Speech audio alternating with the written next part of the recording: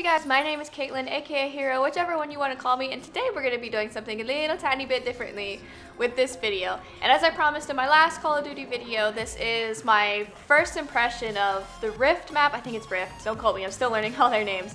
So this is like literally one of my, if not my first, it's one of my very first gameplays on this map. But I'm just going to use it as a little bit of a background because today I'm going to tell you a story. And before I get into this story, you need a little bit of a background. And in this background, it's basically, I'm not a morning person. I'm not a morning person at all, even though lately I've been forcing myself to get up so that way I actually use my entire day. But I don't like getting up in the morning. I'm one of those people that's grumpy. I will shout at my alarm clock. I will completely ignore said alarm clock. Anything to stay in bed longer. So Caitlin in the morning time goes together about as well as tinfoil in a microwave. So, do you guys see where I'm going with this? So, basically, I get up one morning. It's like 1 o'clock, of course, because I mean, that's just gonna annoy my parents, you know, getting up at 1 o'clock in the afternoon. Well, we had, I think it was Arby's the day before. So, I had a leftover Arby's sandwich still chilling out in the fridge, and I was like, I'm gonna eat this for breakfast. And so groggy Caitlin goes downstairs to go to the microwave. I pull out my Arby's sandwich and I stick the sandwich in the microwave. I stick the sandwich in the microwave, wrapper and all. And I do this all the time. Like every time I have leftover from McDonald's, you can just stick a McDonald's like cheeseburger in its wrapper still in the microwave. Well, for those of you who may not know or may not live in this country, Arby's wrappers are covered in tin foil. Yeah, let that sink in for a minute. I stuck tin foil in my parents' microwave. We get 5 seconds in, and it's just a fireworks show in my kitchen. And my mother is freaking the hell out. Like, she's absolutely losing it. And she's like, because she's in the kitchen, she's running over the microwave. She's like screaming at the top of her lungs. She's like, Kayla, why did you do that? Why did you do that? And I'm still asleep. I'm literally sitting at the table, like staring at the microwave. No incentive to go put this freaking fire out. I'm just like, it happens, Mom. Like, what's the big deal? Yeah, that's right. The microwave was on fire. I almost burned down the entire kitchen, and I'm just sitting there staring at it, like not giving a single, yeah, you get the point. Like, I just did not care.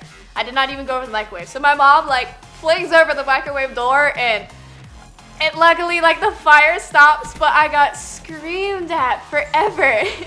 She wanted my dad to do something about it, and he's just over there in, like, he's over there in the living room, because the living room is pretty much attached to my kitchen, and he's just shaking his head like, oh my god, she did it again.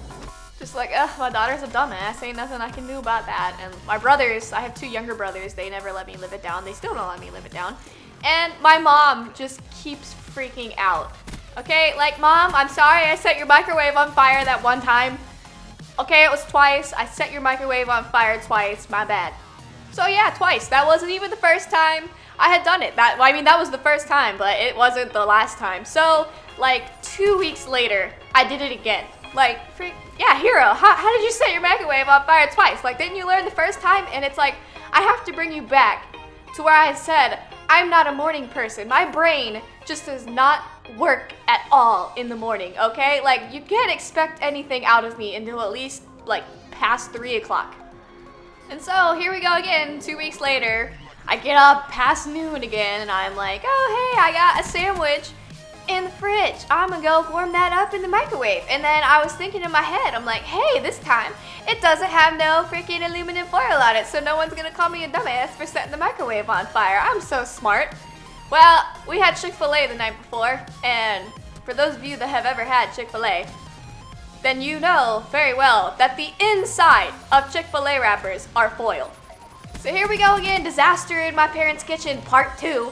My mom's freaking out. I'm still sitting at the dinner table, like, I'm of no use whatsoever, and I'm still sitting over there thinking, it's no big deal, Mom. It's like, it didn't burn down the house the first time, and I'm still not making any move whatsoever to go put the fire out of the microwave. So at this point, one of my brothers is in the room, so he's freaking out with my mom, and I think he's the one that actually put the dang fire out in the microwave. And so yeah, like, I'm just freaking really intent on burning down my parents' kitchen and destroying, and like somehow the microwave was fine. Both times I set it on fire. You'd think I'd have ruined the thing considering it was such a light show. And it wasn't just the light show, there was legit fire in the microwave. I thought for sure I'd have ruined my parents' microwave. Like, if I didn't do it the first time, you'd think I'd at least done it the second time. But no, the microwave's fine, and I'm pretty sure my parents to this, even now, still have that microwave. And, of course, I've never heard the end of it from anyone in my family. Anyone. Like, anytime I go to use the microwave now, if one of my family members is around, they bring up the freaking times, yeah, because it's times now, that I've set the house microwave on fire, and it's just...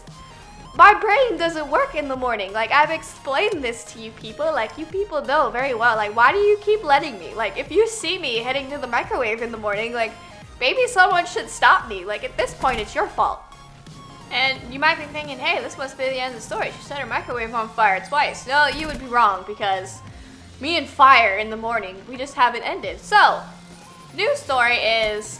this time my dog, my mom's dog got out, and anytime he gets out, he tries to run into our lake, and everyone in the house has to go catch him. And so obviously they got me out of bed to help catch the demon dog. Getting me out of bed was your first mistake, let's be honest here.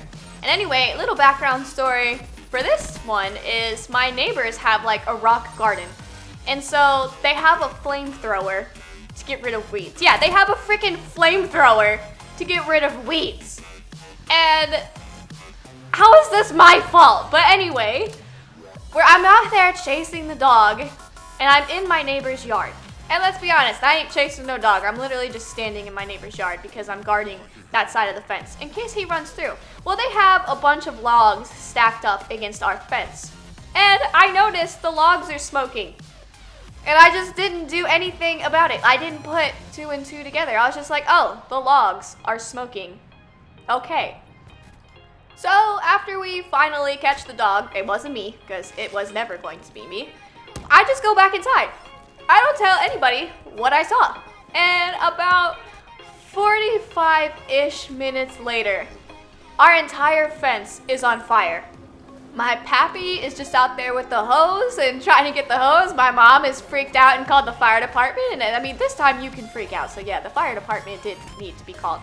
So the fire department shows up at the door and they're putting the fence out. And luckily, my pappy with just the regular hose in our yard was able to keep the fire away from our house, because obviously the fence is attached to the house and that could have been really bad.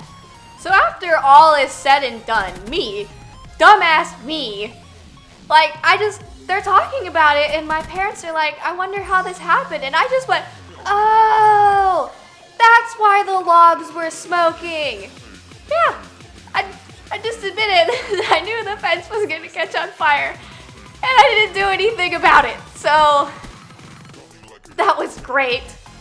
So if they didn't think I was a moron before, they definitely did then. And so I still never hear the end of that, ever. But I mean, it wasn't my fault. The freaking neighbor used her flamethrower too close to our fence, and it caught her dang firewood logs on fire, and that's just what happened. Okay, it wasn't my fault.